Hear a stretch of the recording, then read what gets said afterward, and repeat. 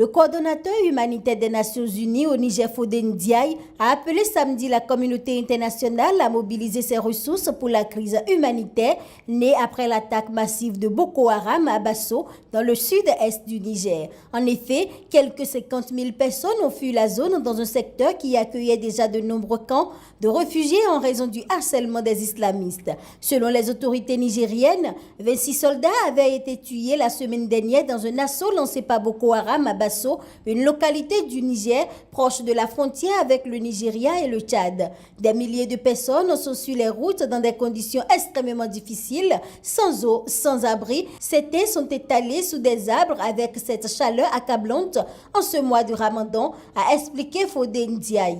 Si on ne fait pas attention, cette crise aura une incidence sur les pays du lac Tchad qui peut être une incidence très grave, durable, a-t-il prévenu, soulignant que l'eau est le premier besoin. Les humanitaires apportent des citernes d'eau aux déplacés et vont procéder à des forages. Selon une autre source humanitaire à Niamey, un affrontement entre des Bourmas et des éleveurs Peuls a d'ailleurs fait un mort samedi. 2000 soldats de l'armée tchadienne doivent lancer de façon imminente une offensive contre Boko Haram dans la région en coordination avec le Nigeria, le Niger et le Cameroun.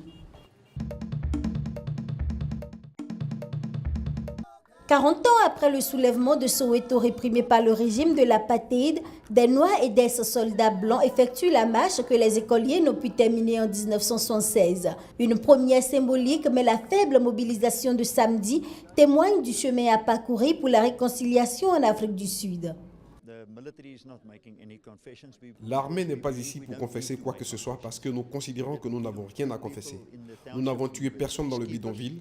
Nous étions les gardiens de la paix, mais nous sommes ici pour aller de l'avant. C'était il y a 40 ans, il faut maintenant entrer dans une nouvelle ère. Et nous travaillons main dans la main avec 16 fondations de jeunes, avec les écoles, avec les églises, et nous voulons que l'Afrique du Sud aille de l'avant, c'est ça l'idée.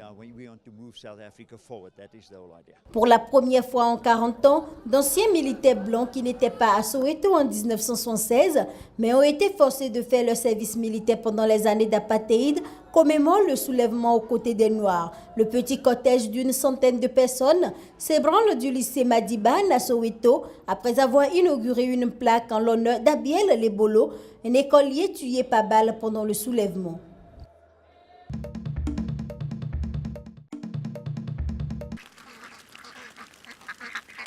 Tous les jours, c'est une véritable armée de plus d'1 millier de canards qui envahissent le vignoble de Wegener en Afrique du Sud.